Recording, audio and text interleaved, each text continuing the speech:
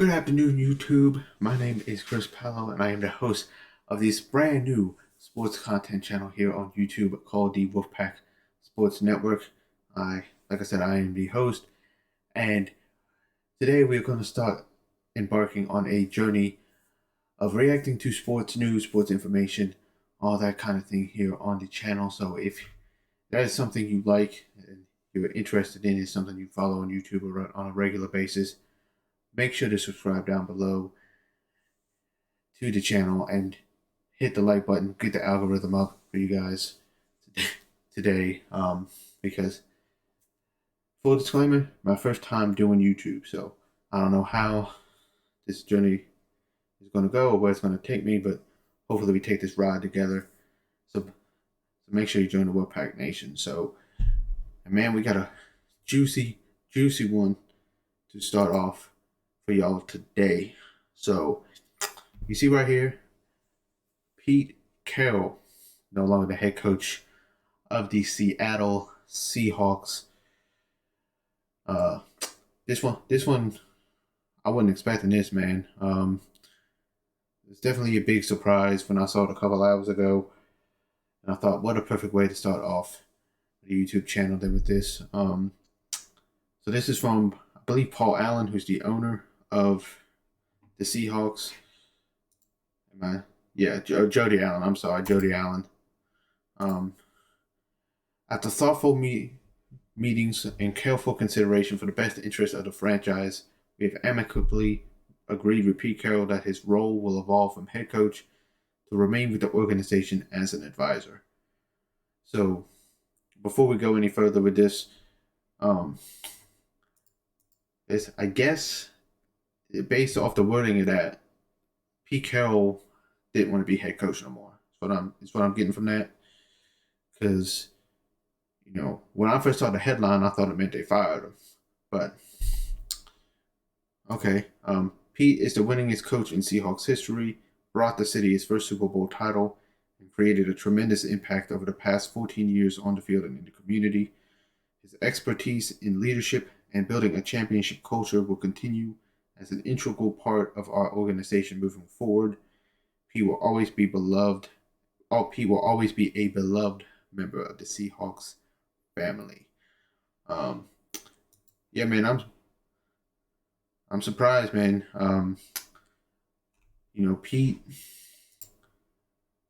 Pete Carroll, man. I thought I was in the mindset that he was going to be like Belichick. He was going to be the head coach of the team until he retired, basically. And it's not like they had a bad season this year. They went 9-8, but obviously missing the playoffs this past weekend and all that stuff probably wasn't the best feeling in the world. But still, though, you go 9-8 back-to-back years.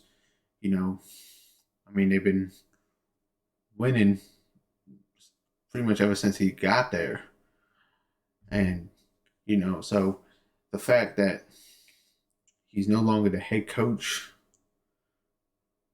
of the team now, man, I'm curious to see how different this franchise is going to look, especially the next few years down the line, because it normally takes 2, 3, 4 seasons before you really start seeing the changes being made.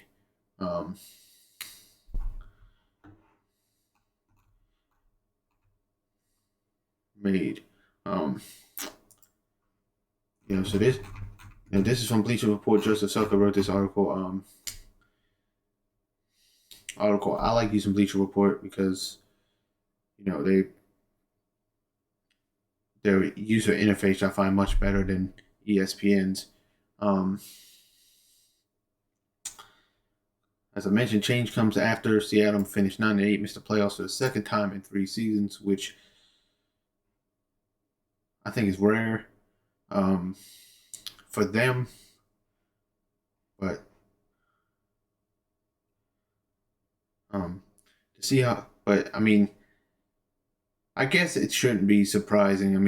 When you look at this, Seahawks have yet to advance past the divisional round of the playoffs since winning their second straight NFC title in 2014.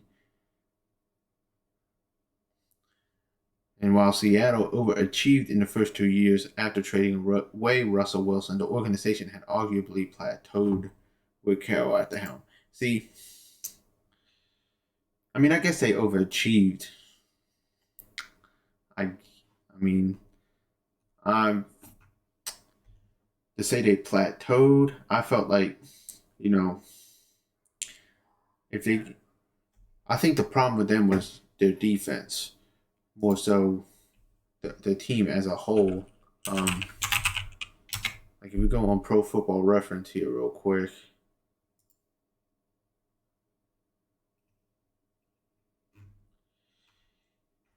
Yeah, look at this real quick. 25th in points allowed, 30th in uh, yards allowed.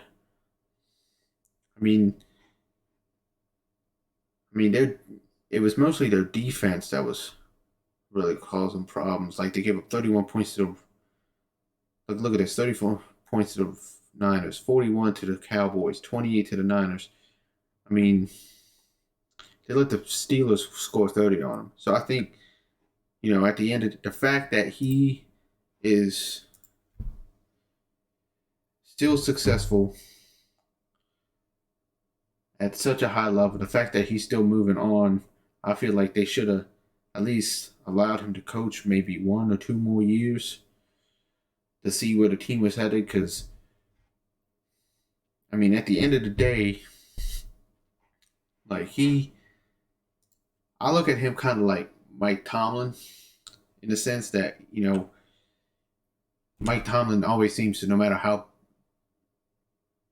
bad the Steelers roster has been over the past few years, Mike Tomlin's always seemed to get the Steelers to a 500 record or a winning record in the postseason like he did this year.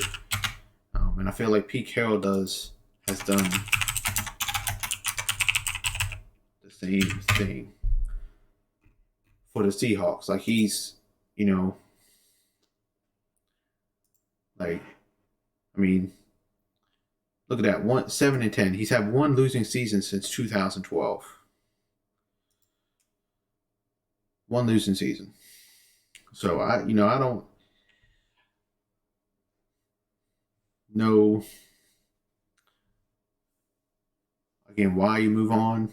Maybe they said it was kind of his decision, but to me, it feels like it's more of their way of wording it, so that way they can cover themselves. I mean, he's a good head coach, and he's arguably the best. I'd argue he's the best coach to go from the college ranks to the NFL ranks. Like as far as all these college coaches who get hired by NFL teams after having a very good career as a head coach in college, he's the best one. Because when he got hired from USC, obviously he had coached in the NFL before, but you could easily look at guys like Steve Spurrier, Nick Saban, Bobby Petrino, those guys who were good head coaches in college, but not good head coaches in the NFL, and say, oh, well, I mean, he's just going to fizzle out. It's not going to work. And then he's going to end up being fired and move on back to college. Well, that's not how it happened.